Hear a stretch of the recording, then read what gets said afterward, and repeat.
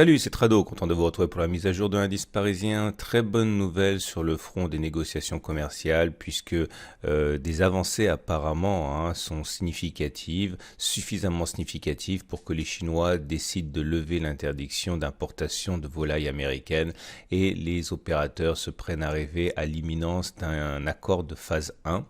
Et en tout cas, tout cela a suffi à faire redécoller le CAC 40 et les indices en général. Alors, nous avons toujours ce canal noir à la pente improbable, pente intenable sur le long terme. On a quand même pris la bagatelle depuis la naissance de ce canal de, on va dire, quasiment 6%. Autrement dit, en ligne droite, on a pris les 3/4 de la progression annuelle moyenne du CAC 40 en l'espace de, voilà, ça date d'octobre, 23 octobre, donc même pas un mois.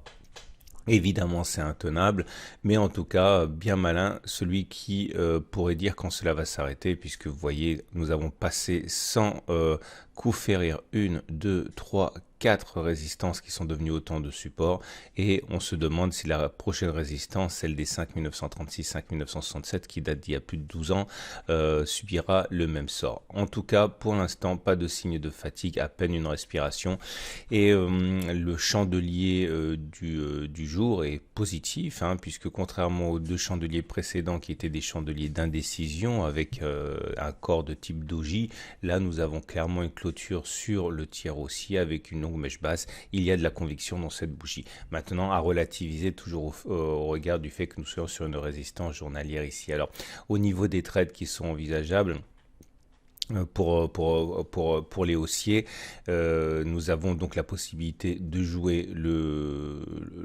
canal, c'est-à-dire, j'en avais déjà parlé sur la séance de mercredi et de jeudi, ceux qui l'ont pris ont déjà sans doute gagné leur pari, puisque le pari était de prendre justement un achat avec un stop loss serré, j'en avais parlé à 0,5-0,6% en cas de sortie du canal, et pour aller chercher un objectif au moins similaire. Vous voyez qu'on a déjà touché cet objectif. Maintenant, ceux qui ont pris un objectif un peu plus large parce qu'ils ont pris un stop loss un petit peu plus large, à savoir en dessous des supports journaliers à 1,1% à peu près, eh bien eux par contre n'ont pas encore gagné leur pari, mais on n'en est pas très très loin non plus.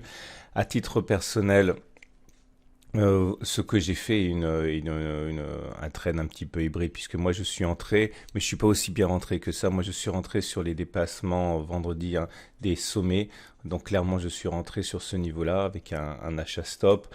J'ai mis mon stop à moins 1% à peu près là, et donc je vise 1% également au-dessus. Alors je ne saurais suffisamment vous avertir sur la dangerosité de ce trade que j'ai pris, tout simplement parce que j'étais pas convaincu par le bas de canal noir, donc je suis rentré tard, mais cette rentrée tardive me force à spéculer sur le fait qu'on va casser la résistance. C'est quelque chose qui est absolument à proscrire quand on est débutant, ok, puisque j'utilise des outils particuliers et j'ai le nez dessus, mais franchement c'est un trade qui est beaucoup plus dangereux que celui que j'avais évoqué sur le bas du canal. Maintenant, ceux qui ont des aspirations baissières pour le CAC 40 peuvent également rentrer. C'est pas stupide en pariant sur le fait que cette résistance sera la bonne. Le stop doit se mettre au-dessus de la résistance, aux alentours de 0,7% par exemple, et viser un retour sur le support journalier. C'est un trade qui a un très bon ratio gain-risque, mais qui est dangereux parce qu'il n'y a pas de signal manifeste,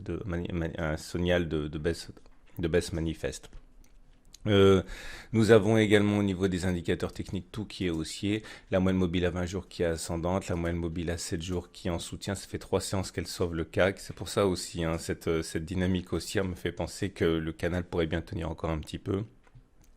Les bandes de Bollinger sont haussières aussi, donc on est en situation de parallèle haussière, tout ça c'est très bien. Le fameux retour à la M20, je vais vous dire quand c'est que je vais l'envisager, lorsqu'on clôturera en dessous de la M7. Tant que la M7 joue son rôle de support, je ne vais pas me mettre en travers d'une telle force. Regardez les indicateurs techniques. La propagation du message baissier des indicateurs techniques rapides vers les indicateurs lents ne s'est pas fait. Le MACD avait donné un signal de baisse, c'était le 11 novembre. Le stochastique, c'était le 12 novembre. Le CCI, c'était le 13 novembre, mais à aucun moment les indicateurs lents sont devenus baissiers. Le RSI est resté au-dessus de 50, le momentum est resté au-dessus de 0, le MACD est resté au-dessus de son signal, et même le CCI qui repart à la hausse maintenant. C'est un des éléments qui me pousse également à engager ce swing haussier, mais je suis désolé de me répéter, c'est un swing haussier très dangereux que je ne recommande absolument pas à ceux qui débutent. On termine avec l'Ishimoku comme d'habitude dans une forme olympique avec, je vous ai déjà dit, la Tenkan, la Kijun et le nuage qui monte. Je vous rappelle que mes positions de swing trading et de long terme sont dans la vidéo sur le blog, sur les stratégies de moyen et de long terme. Je vous rappelle que mon précédent achat, j'ai eu la chance parce que j'ai vraiment acheté au plus bas 5150 dans mon renfort. C'est marqué sur le site de toute manière, donc je l'avais déjà dit. Pas parce que je savais que ça allait monter, tout simplement en application de la méthode d'accumulation rationnelle que j'évoque régulièrement. Voilà. À la fin de la vidéo, vous retrouverez l'analyse sur l'or, l'argent, Bitcoin, l'analyse de moyen et de long terme. N'hésitez pas à vous y reporter. Et je vous invite également à vous inscrire à la conférence Bink Trading Day, puisque j'aurai également l'honneur d'en faire partie. Je présenterai le deuxième créneau information sur mon blog. Voilà, à demain pour la mise à jour. Ah non, j'ai oublié, je risque de ne pas pouvoir faire ma vidéo du CAC 40 lundi parce que je serai en déplacement notamment pour assurer cette Bink Trading Day. Mais il y aura un graphe, il y aura des graphes, il y aura un article, tout ça c'est directement sur le blog. Vous risquez de ne pas avoir de vidéo lundi. Donc rendez-vous sur le blog pour savoir les avancées du CAC 40. À demain pour la mise à jour.